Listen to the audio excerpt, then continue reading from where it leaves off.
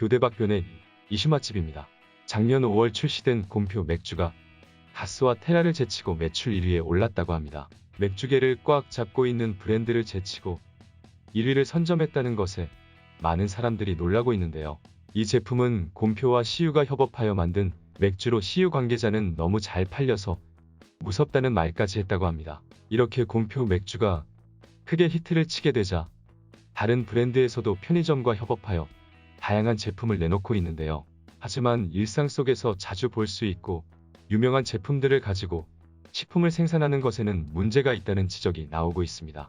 곰표 맥주의 경우에는 곰표가 원래 밀가루를 생산하는 브랜드이기도 하고 밀가루와 맥주 모두 밀을 이용하여 만든다는 공통점이 있어 문제가 되지 않습니다. 그러나 말이 나오고 있는 제품을 보면 모나미 매직 음료, 딱풀 캔디, 바두갈 초콜릿 등 음식과 전혀 관련 없는 콜라보라는 것을 알 수 있습니다. 이와 반대로 서울우유는 밀크향 바디워시를 선보였는데요.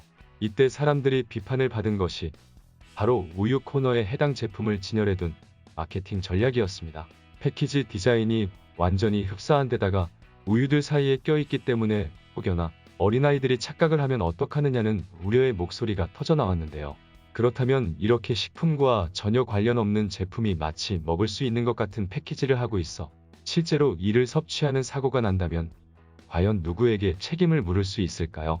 물론 정상적인 판단이 가능한 성인의 경우에는 착각하여 섭취를 하는 일이 없겠지만 어른의 지시가 없다면 어린아이들은 잘못 섭취할 가능성이 있는데요. 하지만 만일 제품을 제조하면서 주의 문구를 삽입했다면 처벌을 받지 않을 가능성이 높습니다. 서울우유 측에서는 나름 혼동을 막기 위해서 용기를 펌핑형으로 변경하고 상품의 하단에 밀크 파우더향 바디워시라는 문구를 추가하였다는 말을 전했습니다. 만약 사고가 발생하여 부모가 회사를 상대로 소송을 제기한다면 부모의 관리 책임도 판단에 영향을 주게 될 수도 있습니다. 실제로 사고가 발생을 했다면 보호자인 부모의 부주의 여부를 고려하여 결과를 결정하게 되는 것입니다. 그와 반대로 제조사 측에서 상품의 주의 문구를 삽입하지 않았다면 당연히 손해배상 책임을 져야겠죠. 그러나 한편으로는 해당 제품이 일반적인 바디워시랑은 다르게 실제로 있는 식품을 참고하여 패키지가 디자인되었기 때문에 단순히 주의 문구를 넣었다는 것만으로 책임을 피할 수 없을 거라는 생각도 듭니다. 보다 명백하게 경고 문구 표시를 하지 않았다면 제조물 책임법에 따른 표시상의 결함이 인정될 수도 있는 것입니다. 따라서 소비자가 한눈에 알아볼 수 있을 정도로 명확하게 표기한 것이 아니라면 책임을 물어야 할 수도 있는 것입니다. 이러한 문제가 발생하는 것은 서울우유의 바디워시에만 국한되지 않습니다.